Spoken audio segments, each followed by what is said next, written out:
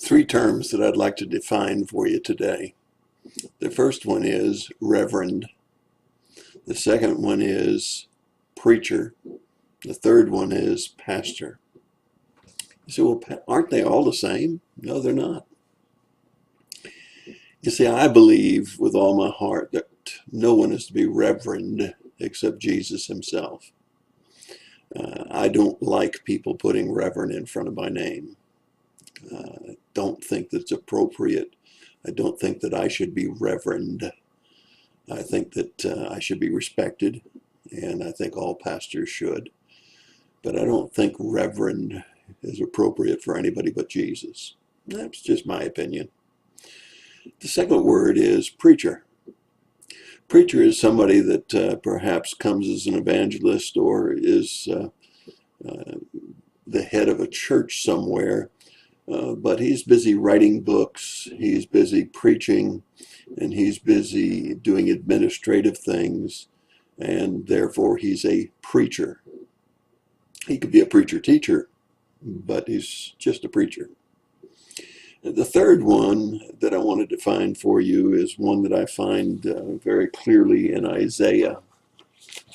And it's Isaiah chapter 40, verse 11.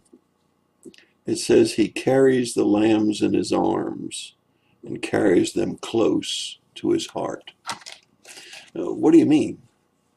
Well, certainly that's what Jesus does, and he's the pastor of the flock. He's the shepherd of the flock.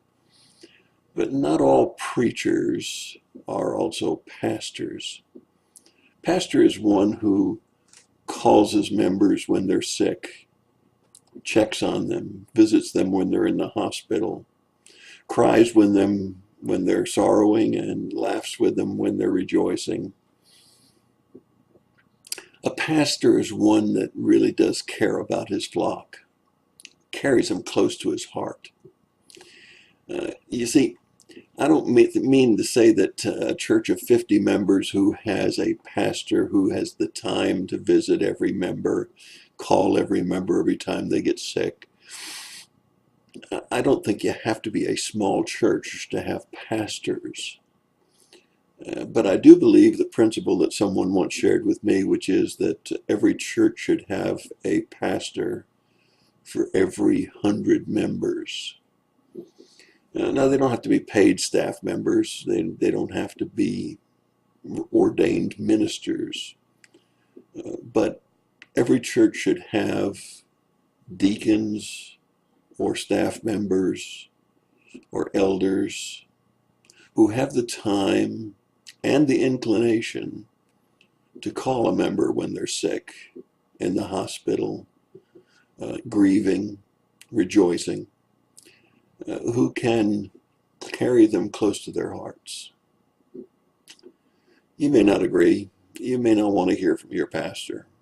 You may not want him to visit you when you're in the hospital. I don't know. But personally, I believe that there are all of those categories. There are reverends, those that want to walk around and get all kinds of recognition, all kinds of respect, and all kinds of regard, be lifted to the ceiling with praise, and thrive on that. There are preachers, those that preach good revivals and those that preach good sermons, but are busy with their books and their administration and all the other details that they don't even organize their church so that there are pastors to minister to the flock. And then there are pastors. They might be preachers who have organized their churches so that people get ministered to, or they may be ones that personally try to get involved in the lives of their members. But I don't think we deserve the title pastor until we really love our people and carry them close to our hearts, whether we do it through organization or whether we do it on a personal basis.